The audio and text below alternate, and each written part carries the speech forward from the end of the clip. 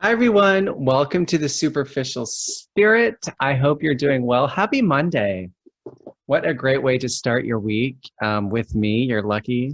If you're listening on Monday, maybe you listen during the week. But I really appreciate you tuning in. This has been so fun. Oh my God, I say that every single episode, but you know what? It's true. Every time I sit down to do an interview, I feel like I'm getting more and more insight into what's the potential of doing a podcast and how many different places you can take it. um it starts with an idea. I wanted to explore how spirituality and pop culture mix. There has to be a crossover because I've experienced that. When I was growing up and I wanted to be famous and I wanted to be on TV and I was watching celebrities in magazines and on the red carpet, I just felt so strongly called to that lifestyle. And when I recognized something outside of myself, like my dreams, that gave me a sense of purpose, which, you know, created momentum in my life. And when you have that purpose, it creates confidence. When you experience hard things in life, when there's turmoil or tension in your personal life growing up, it helps when you have a dream and you believe that there is something bigger and better waiting for you. Because when things get intense, you can project yourself into the future and you can think, okay, I know life sucks right now. I know that it's really hard, but eventually I'm going to be famous, or I'm going to be rich, or I'm going to be in love. Whatever it is that you create inside of yourself, whatever fantasy it is that fuels you and fills you up with that energy, is so vital to self-actualization and the way that you can navigate life as an authentic person. And yes, I did experience downfalls. When you do commit too much to a fantasy, then you risk losing yourself completely. There's a balance of being aware of your dreams and wanting to bring them to life, and also being in reality, staying grounded and letting yourself be multi-layered, because the dreamer side of me desperately needed to be seen and heard. Okay. I think this is common for a lot of queer people growing up, and I think people in general, but especially anybody who experiences, is on the other, anything outside of the normal. When you are growing up like that, I think it becomes, I totally lost my train of thought because my guest just got into the waiting room. Basically, what I was trying to say is my dreams, I think on some level stemmed from a kind of desperation of needing to be seen and heard. And so when you activate that and you transmute that desperation and that sadness and that loneliness into something amazing like a dream, and you have forward momentum and you're creative and you are putting energy into building up your life, that's amazing. The problem is if you let that loneliness take over and the void almost becomes bigger. Like, the more you try and fill it up, the bigger it becomes. So you have to be aware of the loneliness and the sadness and the parts of you that are screaming out for attention. Give them a little bit so you're not completely ignoring it. Acknowledge it, but also remember there are sides of you that are more fully developed. Taking the time to stay home was something I never did. Being alone, loving myself. These are things that the more I develop, the less I need to validate myself. So my life as a dreamer and as a creative person, trying to make myself come to fruition in whatever way I envision, changes the more happy you are with who you are. Like, the more comfortable I am in my own skin, the less I feel I need to prove anything to people. Anyway, we got a great guest today. A new friend of mine from Toronto. You also will recognize him from TV. He was on One Girl, Five Gays all those years ago when MTV was still around. And he was casting Canada's Drag Race. And not only casting Canada's Drag Race, he also cast Amazing Race. So he has a lot of insight into reality TV. And I'm fucking obsessed with it. And I'm going to pitch myself as one of the new judges for Canada's Drag Race. So this is going to be really exciting. Just kidding. Anyway, let's welcome Mike Yerxa, live from Toronto. Mike Yerxa. Hi, Pierre. How are you? I'm good. How are you? Can you hear me? I can hear you. Yes. Can you hear me? I can hear you. Okay, great. There she is. She's still in her pajamas. That's fine. I mean, we pushed it up a couple hours. I appreciate that though, because then it's done and we can have all day. That's it. So I remember you, first of all, when I first moved to Toronto, your name immediately came up. People were like, you need to meet Mike. And like multiple people sent me emails, sent me your name. And you were so nice. I texted you or I reached out to you on social media or email. I don't remember. And you didn't know who I was. And I was like, hey, I'm new to Toronto. I think that we could connect. We have some mutual friends. And you're like, yes, let's do it. And the next week we had coffee. It was so nice. Yeah, I mean, I think like I know when I first got into the industry, like way back, the Cro-Magnon man era, when I got into film and TV, once upon a time, I just remember people being very supportive to me and agreeing to meet with me, and kind of just go above and beyond to impart wisdom. And I know when you moved to the city, you didn't have a ton of connections here. Obviously, your connections were like West Coast based. And Yep. so you're looking to sort of branch out and meet new people. And I just feel like it's the least we can do to help each other out. And I kind of go into every relationship thinking that like you're my best friend that I haven't met yet. And That's amazing. that kind of it's good and it's bad. It means that I end up with a lot of best friends, but also I feel like you kind of have to go into every relationship hoping for the best, and every work relationship, every friendship, and then if it if it goes south or if it goes wrong, then you just respond to that. But I remember when you reached out and we connected, we had a really nice long kind of coffee session, and I think you're great.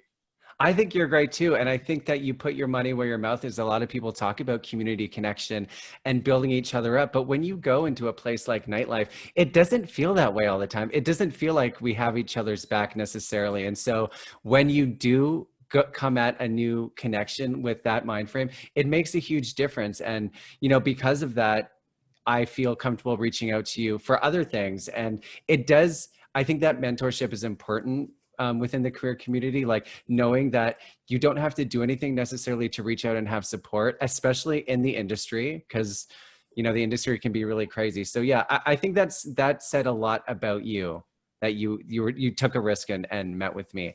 And when we sat down, I knew who you were, but as soon as I saw you in real life, I was like, oh my God, One Girl, Five Gay is like, hello, I've watched him so many times. And when I was going back and forth with my friends on text and email exchange about you, I didn't put two and two together until we sat down. So you must get that a lot, because that was a really popular show. It was, it's such an interesting, that show was such an interesting journey, because when we started it, it was kind of this tiny little idea. And originally it was supposed to be like a call-in show for straight couples to call in and get advice from other straight couples, right? And then they were like, oh, well, what if we did this? What if we actually had the straight couples call in and the advice was given by gay guys, right? Or gay men, gay identified men. And then it just sort of turned into 20 questions about love and sex, featuring, gay identified men. And when we started out, we had no clue what it was. I mean, we weren't even paid for the first season. I don't even think we paid our own like transit money to get to the studio to film the shows, right? And then slowly but surely, it got more popular, and and then that was also kind of in the era of Jersey Shore on MTV. So like a lot of people were tuning into MTV to watch Jersey Shore, and then One Girl, Five Gays was sort of on at the same time. And people had never seen a show like that. They had never seen sort of conversation between gay identified men in that way. That was so open and honest. And, oftentimes in, the media representation of us prior to that, is, like a Will and Grace, or Totally. Kind of like, for comedic effect, right? And so this was kind of trailblazing, because, people saw themselves or aspects of themselves in particular panelists that they had never seen in a television context before. How did the local community feel about you and the group and the cast of One Girls Five Gays being on TV and being so early in representation and being so out there? Because I know my experience in Vancouver, any type of attention that I got from queer press was instantly linked to like, he doesn't represent me, I hate him. And I had this idea, this romanticized idea that any queer person who sort of rises above and gets some attention would be automatically supported, but it was kind of the opposite. So I'm curious, when you were on TV back then and you would go to clubs or go out to, these gay nightlife, did you feel like you had the community around you, or did it create, what was it like to be on TV and then in the community at the same time at that point? I mean, for me, I always went into doing the show. I grew up in a really, really small town in New Brunswick. Like I think my hometown is like less than 2,000 people. And that show would have really, really helped me as a youth growing up. Like I just know, and so many people across the country, and eventually the show got bought by Logo in the US. So many people don't have, a church street or, a gay village to go to on Friday and Saturday nights, right? So their community is very limited. And that's why TV has become such a huge sort of power and influence, because it's really people's access to community, right? So if you're living in a really small town in New Brunswick, you don't get to go to gay bars because there aren't any. And so your community is Friday nights. Maybe I would get tons of messages from people saying, my two best gay friends and I get together on Friday night and we play along with you guys when the questions are asked and that sort of thing, right? And so for me, going on that show, it was always to sort of reach those people who didn't necessarily have community in a larger city, in a more urban center, right? And so my message was always for them. And so what I tried to do is just really represent myself and not totally be affected by the perception of what other people thought I should be. I just was true to myself. And really in doing that, I found, kind of a little bit of an interactivist. And a lot of my work in media since then, because I'm a TV producer on the side, has really been directed towards queer content and representation, and just making sure that some of those stories that maybe necessarily haven't been told, have a chance to be told. Yeah, I mean, was that your first foray into TV, One Girl, Five Gays? Was that sort of the door you walked through and sort of set the tone for the rest of your career? Well, I had been working in TV prior to, I'd been working in casting primarily for TV shows. And then I did One Girl, Five Gays. And when we started, we had no clue what it was. It was like, oh, cool. We get to go on a Thursday night and shoot this fun little show and, have some drinks and be with our friends. And then it really got very popular. And for me, the whole time, it was not about, it certainly wasn't about fortune, because we did not get very well, but it was not about fame. For me, it was always about, there were so many people that came before us who hadn't been given a platform to speak about these things. And there were so many kids across the country who, would really benefit from a show like this. And the other thing too is it had gay in the title, One Girl, Five Gays. Totally. Yeah. So having kind of gay in the title and being on MTV Canada, gay wasn't seen as a bad thing. It was sort of seen as a cool thing, right? And it kind of morphed. And so a lot of kids that watched it during, those, a lot of kids who were younger and in high school who watched it during that era, it was a shift for them. It wasn't like, oh, I'm going to call someone gay as the bad thing. It's like, I love that show. It's super cool. It's on this cool network. So, but for me, I was always motivated by, those little queer kids out there in Canada who needed a show like this. And also just the people who came before us who necessarily didn't have a voice. Yeah, I because the show was on once I had already gotten to the club scene, and I always think because I wanted to be Britney Spears, like I wanted to be like the manufactured pop star, and I wonder if I was growing up with a show like One Girl's Five Gays or RuPaul's Drag Race, would I have wanted to be a famous drag queen instead of wanting to be a female pop star? Like, would my idol worship have been more queer? I don't know, but you have an interesting journey because you started out with One Girl's Five Gays, where that was it was pioneering. You know, we were bringing representation to the forefront in a new and authentic way. And now you just work on Canada's Drag Race, which is like full on fucking drag queens. Like that must have been such an amazing moment for you to work on a show like that. I mean, it was really incredible. It's, you know, for me, a lot of my career, like I worked in TV, then I did One Girl, Five Gays, and, you know, and then I started to do a lot of work without TV and do some documentary projects, all kind of based in queer history or communities and stories that maybe were underrepresented. And then started working on Amazing Race Canada, which is a big, you know, kind of our offshoot of the big reality show from the US. And then through all of this, I had like kind of a club night here in Toronto called Businesswoman Special. Mm-hmm.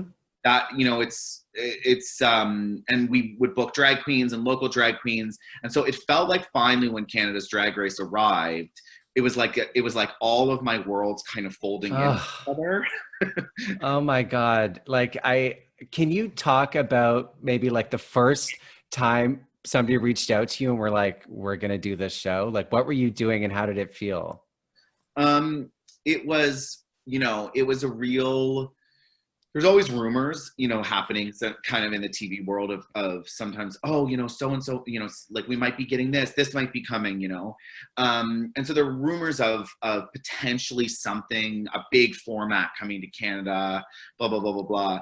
And so for me, you know, I was really, really excited when I found out that there was going to be a Canadian iteration of Drag Race. I was just excited, and you know, like I would have changed garbages on set. I didn't really care. Oh fuck, yeah. Me too. Like I would, you know, I would have just been happy to be there. And yeah, it was a really, yeah, it's a great, it was a great, unbelievable experience. Words can't even really describe what that experience was like. And you were in charge of casting, right? That's what you did? So on the show, I am on the casting team. So basically, there's a sort of a trio of three of us who kind of go through the casting process for season one.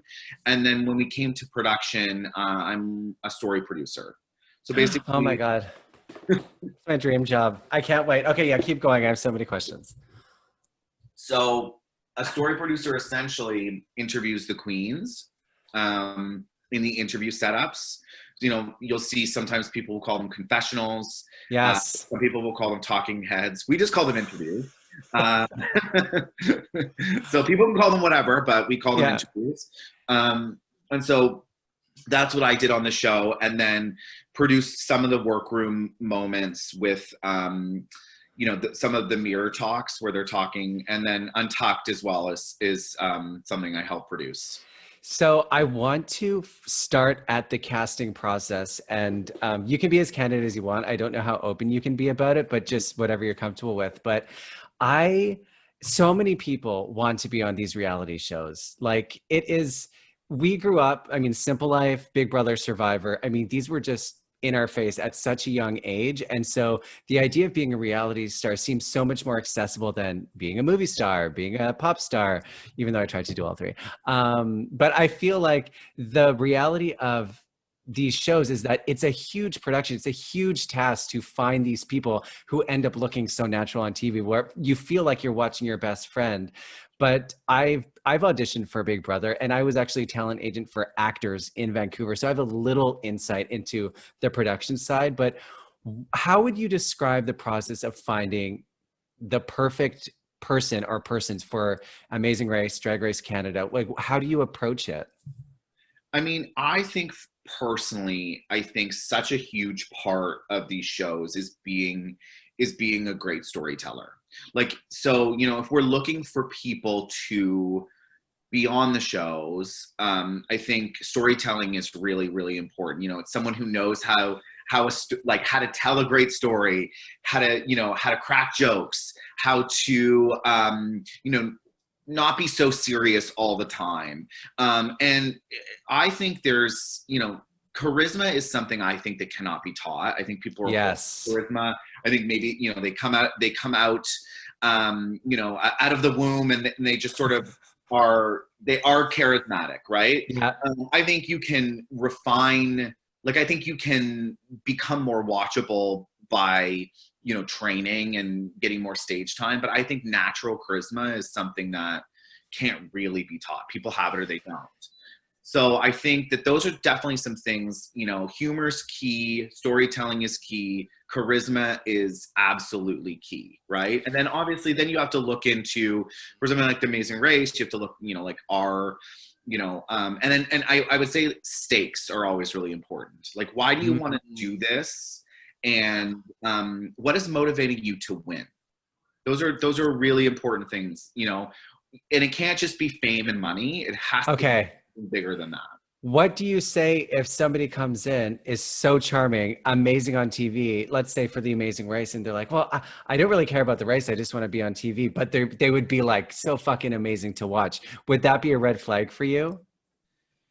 I mean, it depends. It depends. But I think what I would try to do if someone said, oh, I just want to be on TV, then I would try to break that down. What do you think being on TV gets you?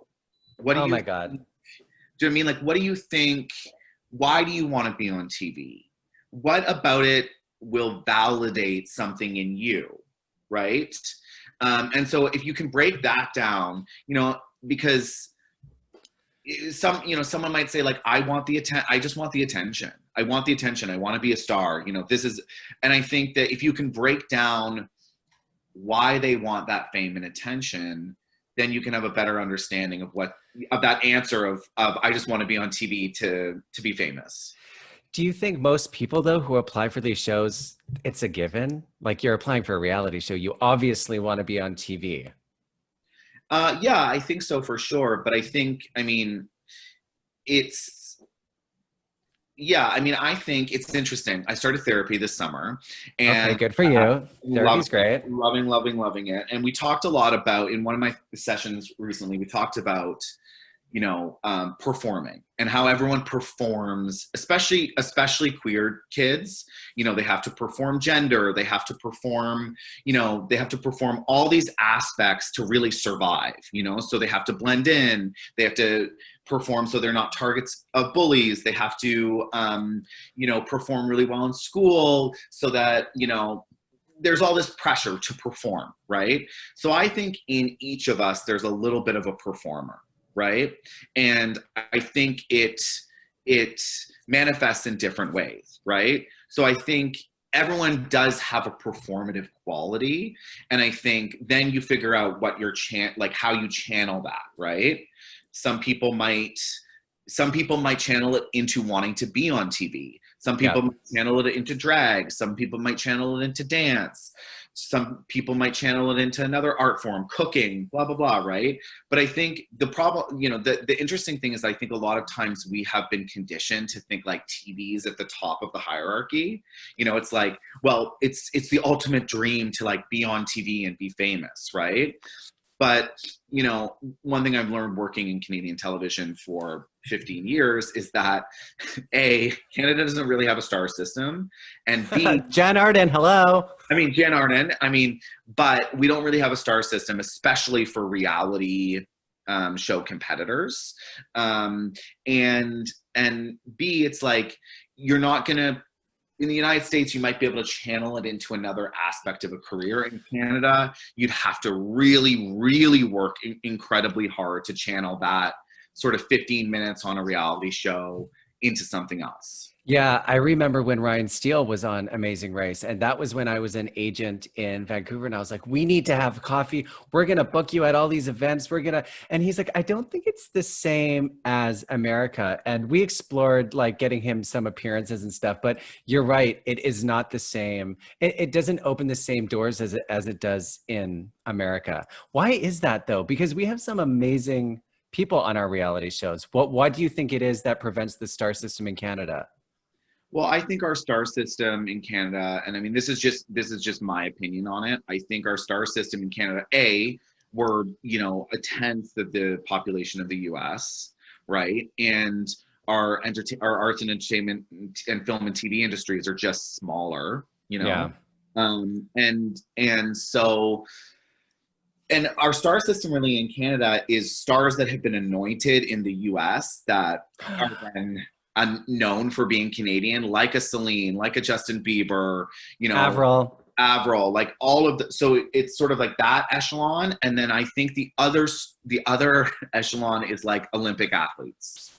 Totally. Our figure skaters, your favorite. And I think it's like the stars that went to the US who got, massive success there, but are Canadian, and then our Olympic athletes. And I think that the only exception to that is in Quebec, because Quebec has a really healthy star system. And I think that's just based because of language, right? Yeah.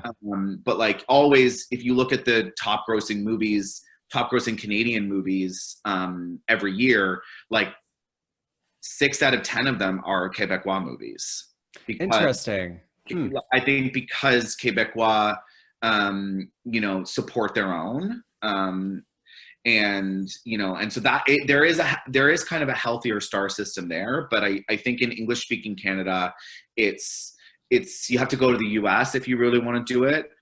Or you have to be an Olympic athlete. Okay, so we talked a little bit about personality traits and being a storyteller that makes reality TV. What role does social media play? I mean, social media can play whatever role you want, right? Okay. It can be, but I think obviously now it's a much bigger part of the brand. And like, for instance, what was really interesting for us is One Girl, Five Gays aired from 2009 to 2014, right? And that was really at the cusp of Twitter and Instagram becoming, they were sort of like a shell of what they are now, right? Mm-hmm. And so for us, we had Twitter and we had Instagram accounts, but you weren't really using them in the same way that I know a lot of the Drag Race queens are using them now and that sort of thing, right? So I think it does play a huge part.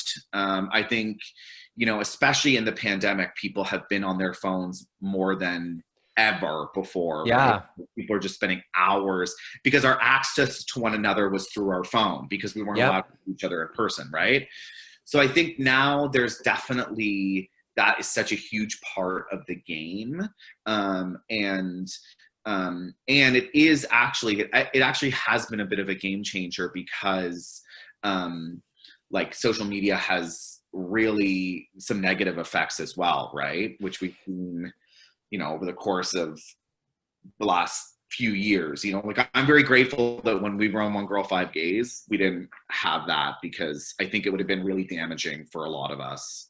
Yeah, I remember Facebook first coming out and that was enough. And now like you see what happens with these, let's use drag queens for an example, who go on TV and they already have their followings, 10,000, 12,000, whatever. And then they go on these huge shows and blow up. And it's like instant celebration met with instant fucking hate. Like these fans, and I didn't pay much attention to the American versions, but Canada, because I do know some of the girls, it felt so extreme to see, when we used to go to drag shows at the club, it was only celebration. It only felt good. And now drag queens are in this whole new arena and it's met with so much more scrutiny. And I really felt for the queens going on TV, getting this huge platform, but then having to instantly deal with these people behind a keyboard coming for them. Can you speak to, the mental health part of being on these shows and being thrust into that kind of arena so quickly? Well, I definitely think there's pressure to be on social media, to be on, like, because you want to, I think the idea is that you want to really capitalize on the momentum of these shows, right? So it's like, the window's small, that, potentially another season's coming right behind you. And so you want to capitalize on all opportunities, right? But I think at the same time, I mean, social media has become a platform to really hide behind your keyboard or your phone and say whatever you want, right? And it's Yeah. not just like, we talk about the Drag Race fandom being particularly toxic, but it's not just the Drag Race fandom. It's, the Star Wars fandom is horrible. Like, there's so many different fandoms, and people are just, they like unload this awful toxic vitriol on people, and they never think that there is someone on the other end of it looking at their phone having to read that, right? So I think it's really damaging. I think it's kind of the one part, well, the biggest part of all of this that I dislike, because I think, you're, especially like on reality shows, you're putting yourself out there, and in competition reality shows, there's always the chance that you might not do well, or you might slip up in a challenge, and you're putting yourself out there to the judgment of millions, right? And so that's hard enough as is, and then to add people just unloading their hatred, their negativity. I mean, it just, to me, it's so gross. It's like, would you prefer the show, would you prefer Star Wars and Drag Race didn't exist? Totally. Yeah, I know. And I always think, like, have some critical thinking, people. Like, it's for entertainment. You can be passionate about it, but don't take it so seriously that you're behind the TV, or like your blood is boiling. It's not worth it. But I mean, maybe that speaks to my age. I'm in my 30s now, so I'm not as ingrained in social media. I love it, but I don't feel like that's my outlet necessarily. So who knows what the younger generation is feeling? That is how they connect. That is their world. So it's interesting. When you're filming the show, is that a conversation that happens in the casting process or during filming? Like, what's going to happen post, like once the show's out there and you are in the public eye? Do you talk to cast members about that, about what to expect or how to prepare? Yeah, I mean, I think mental health is such a huge aspect of life now. I love the conversations that we are having. I think, especially in the pandemic, it's been so tough on everyone. People have great days, they have bad days.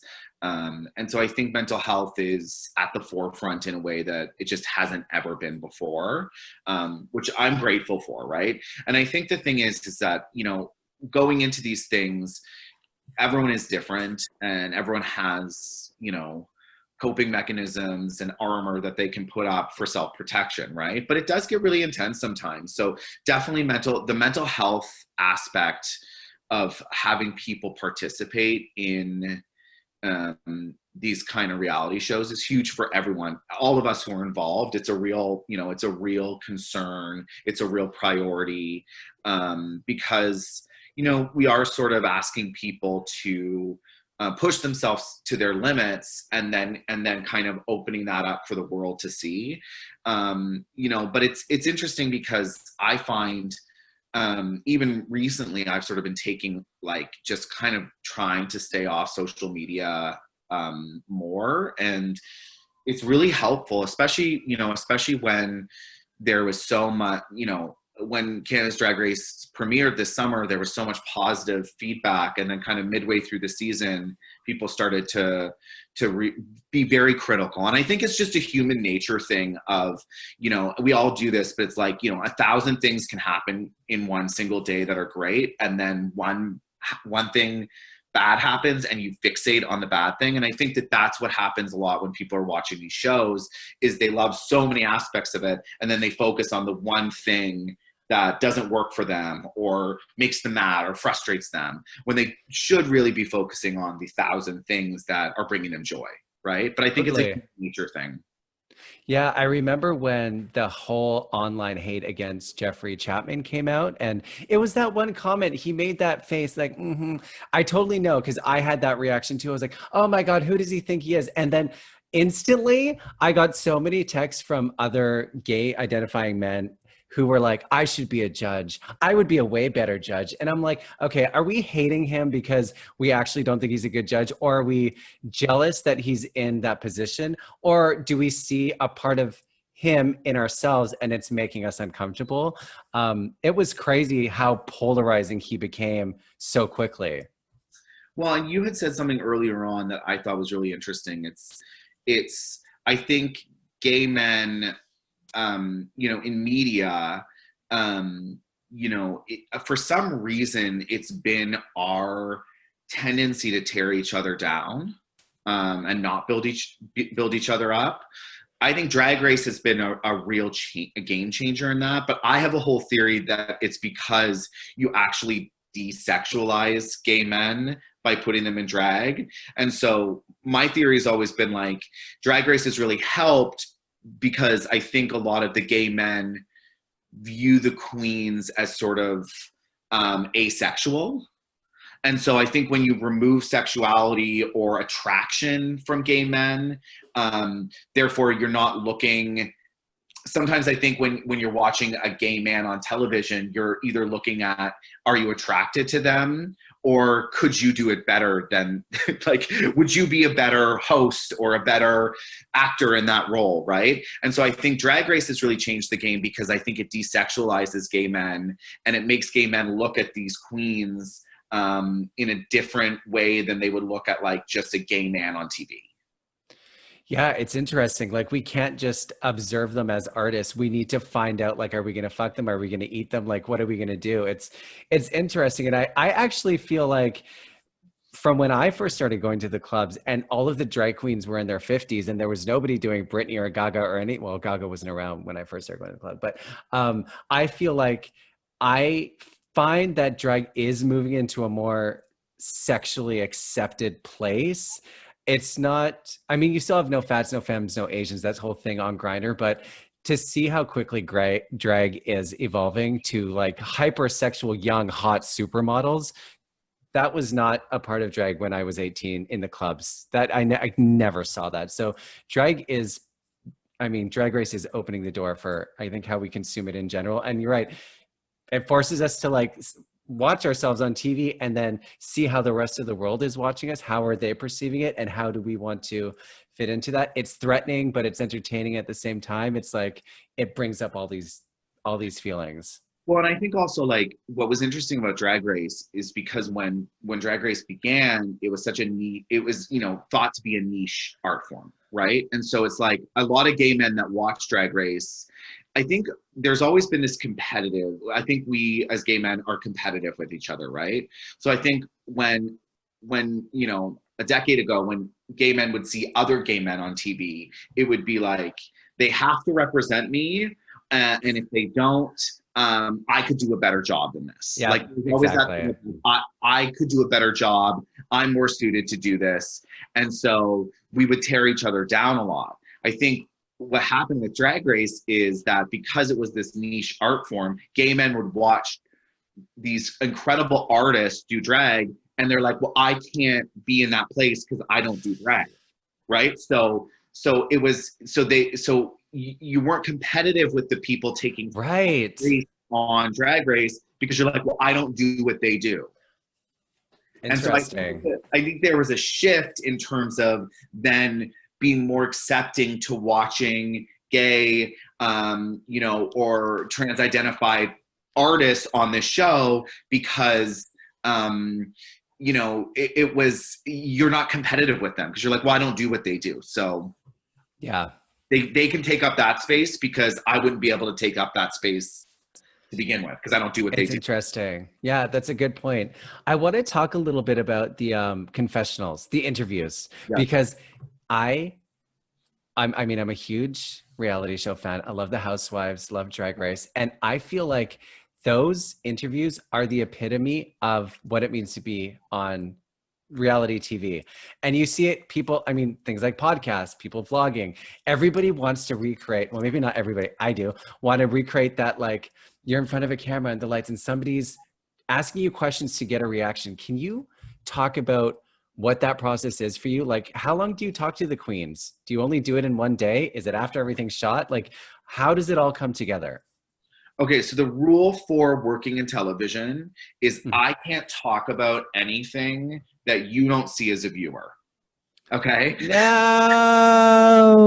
That's the rule basically. So if you haven't seen it on your TV, then I can't talk about that world because that's sort of like us revealing our tricks.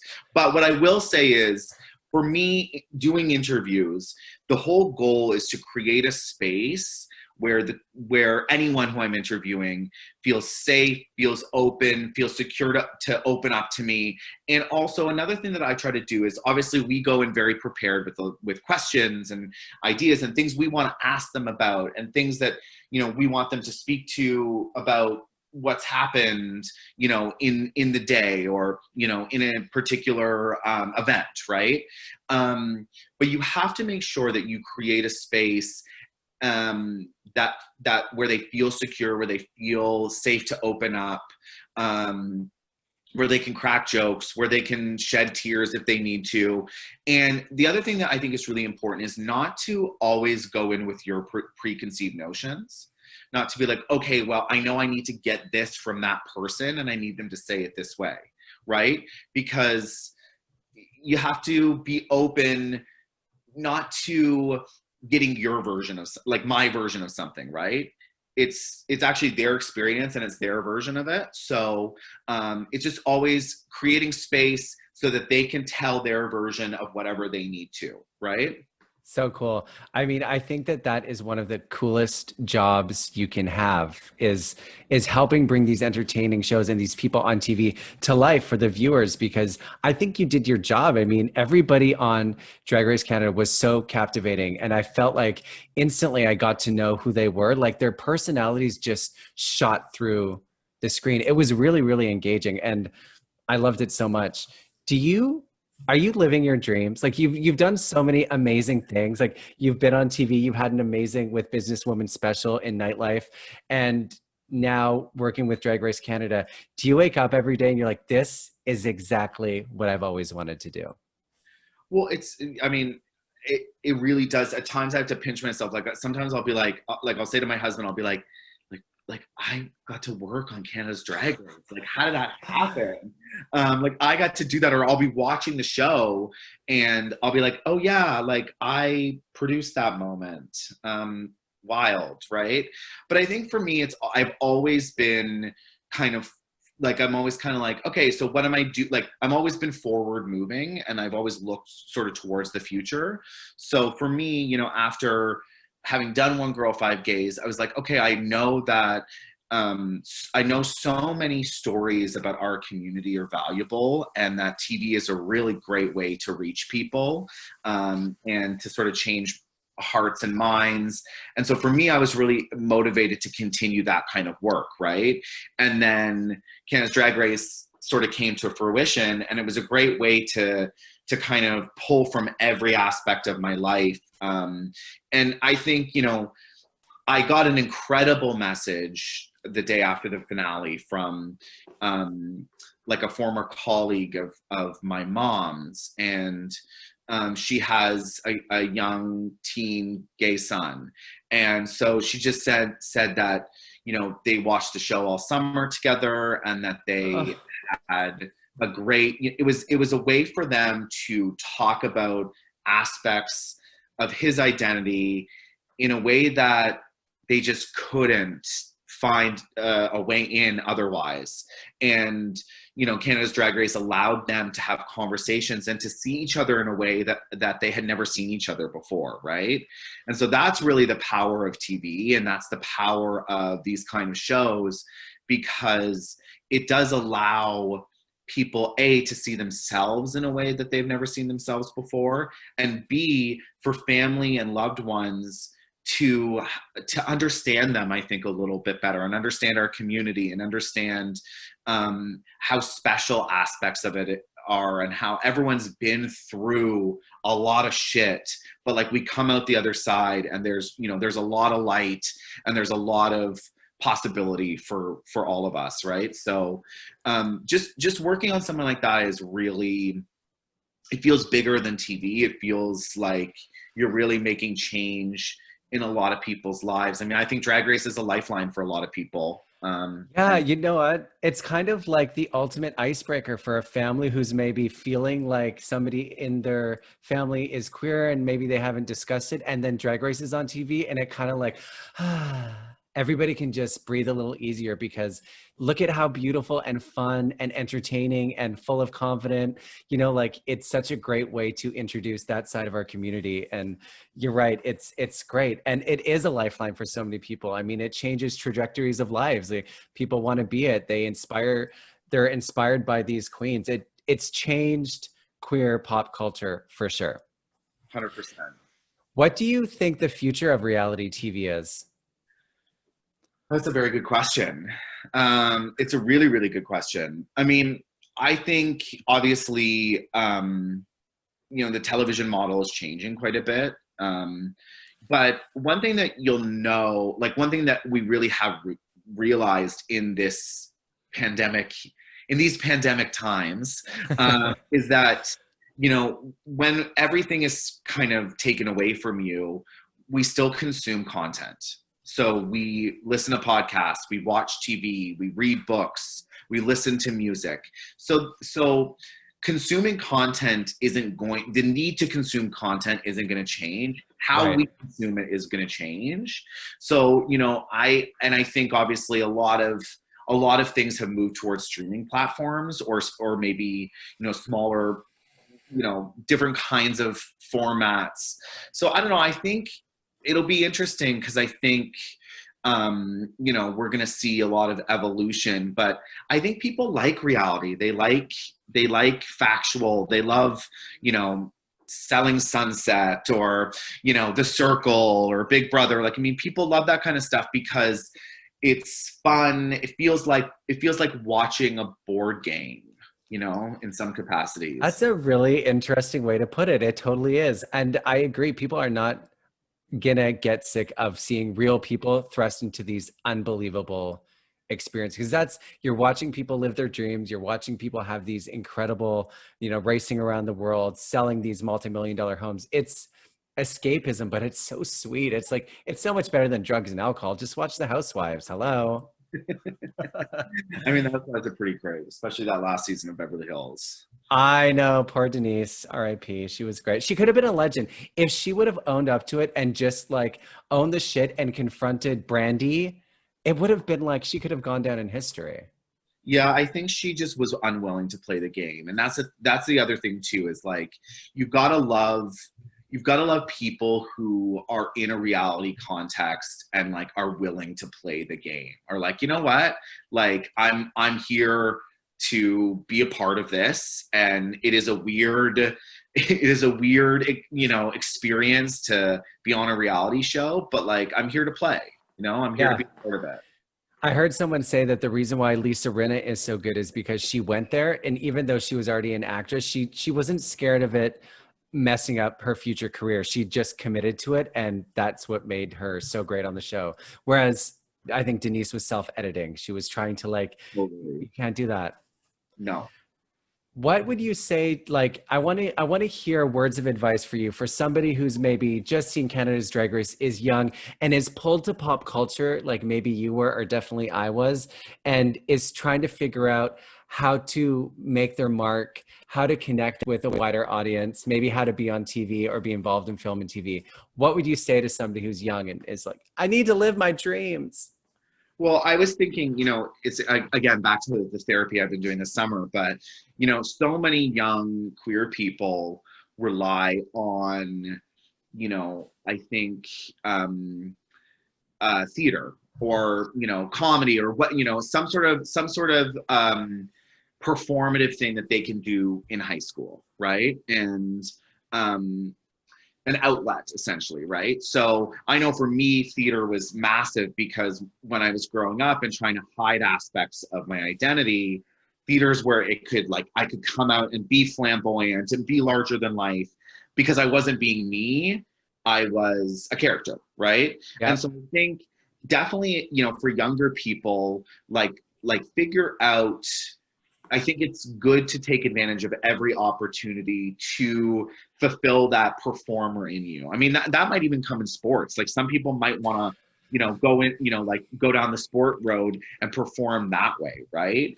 And be the star athlete. I mean, but I think it's like finding your outlet where you can perform, where you can gain that confidence. I think social media is a great way. I think YouTube is a great way. I mean, YouTube is an entire platform of being able to like create your own stardom and I create your know. own creative opportunities, right? So, and everyone has a smartphone nowadays with the camera, so you can have fun, you can do your own thing, and Instagram is great. Like you can basically have your own live show on Instagram every night. So, I mean, it really is a kind of time of create your own opportunity. And I think if people are feeling like, they have those creative sort of juices flowing, there's so many different venues that you can kind of push towards to explore. There's endless opportunities right now. And I think actually the pandemic in a lot of ways has like opened a door for people. Like if you're laid off, if you're running out of money, if you got nothing better to do, then honey, go shake your ass on Instagram. Do what you've wanted to do. Like you said, it's so accessible. And I think maybe that can be daunting to people like, oh God, I have no excuse. Like I can use YouTube, I can use Instagram, I can go on TikTok. There is literally so many ways for you to get yourself out there. And for me, at least, that's why I started the podcast, the pandemic. It's like, I mean, what am I going to do? I got to do something. And it's been such a gift. So I think that's great advice. Yeah, I like good for you for starting the podcast too, because I think you're able to then channel this sort of energy that you have into something creative and something that people connect to and that they can consume in a really accessible, easy way. And Yep. so I think I think people, one thing I will say is you cannot wait around for someone to give you the opportunity. Thank you. Hello. You can't, because I Yeah. think a lot of people wait and they're like, oh, I'll just bide my time, or I'll get an agent and my agent will work hard for me. Oh God. It's not going to happen, right? No. And so you really have to go after the opportunities you want. And at times, the worst thing you can do, like you can ask someone or you can go after something and they're going to say no. And who cares? That's it. Yeah. Then you move on. Then you move on, right? But I think the thing is, I think people have to really understand that no one is going to give you that opportunity. You have to go for it. Like the queens who are auditioning for Canada's Drag Race and the American version, they have to put everything into that audition tape because they have to give it their absolute all, because no one is waiting just to say, okay, yeah, cool, let's put them on the show. They have to prove it, right? Yeah. So that's my other big advice is definitely don't wait around for the opportunity. Seize it, take control of your own destiny and work towards your own goals. And don't you feel like once you take that step, you become more magnetic? Like the more you engage in that, the more the opportunities seem to come. Like you take the risk, you go towards the things you want, and the things that you want move towards you. It's like a dance with the universe. I've always experienced that. The more risks I take, the more reward I have. And I people need to just take that step. Take that step, people. Go for it. Amen. But I also Yeah. think like, it when you start to kind of get those creative juices flowing, like I'm sure when you started this podcast and you were like, oh, I could interview this person, I could interview that person, I could interview, you know what I mean? Totally. And then you prep for your interviews and you think Yeah. about interesting questions, and that actually like that is so fulfilling for you because you're tapping into something that's natural for you and you have an outlet in which to sort of explore that creative endeavor, right? So Exactly. Yeah, it's been great. And actually, you bring up therapy. I think that creativity has a healing property too, because you are believing in yourself enough to explore. You don't have to be the number one anything. You just have to know that you're enough to start something and to bring it to life and to share it with people. And that will change your life. That will, like, mic drop, end of story. That's, yeah. And however it is that you find it, right? Whatever your outlet, it could be, it could be you have a YouTube channel. It could be that you do Instagram lives. It could be a podcast. It could be, a photo series on Instagram. Like however you choose to tap into those creative, that creative headspace, it's so rewarding, right? It is. And so I think like, for younger people who want to tap into it, I mean, I think we're going to start to see so many bedroom queens, like, Oh yeah. like queens who are just like, you know what, let me sit down in front of a mirror and like, let me just put some makeup on, and I think, I think we're going to create your own star economy right now. So Yes. Choose your own adventure. It's great. It's really exciting. And I am so confident that there's going to be a season 2 of Canada's Drag Race. Thank you for fucking giving us such an amazing show, being a part of that team. I don't think it could have gone more amazing. It was so great to watch, and I can't wait to see where it goes, because I know that this is just the beginning of something. I don't know what. Lots of magic though. So thanks for being on the podcast, Mike Yerxa. Thank you so much, Peter. I had such a great time, and thank you for doing this. And for people listening out there, don't wait for it. Create your own opportunities, and you'll be so fulfilled by the way in which you tap into your own creative soul. What a way to end the conversation. Okay, honey, have a great weekend. I'll talk to you really soon. Okay, cool. Thank you so much. You're welcome, babe. Talk to you soon. Bye-bye. Bye.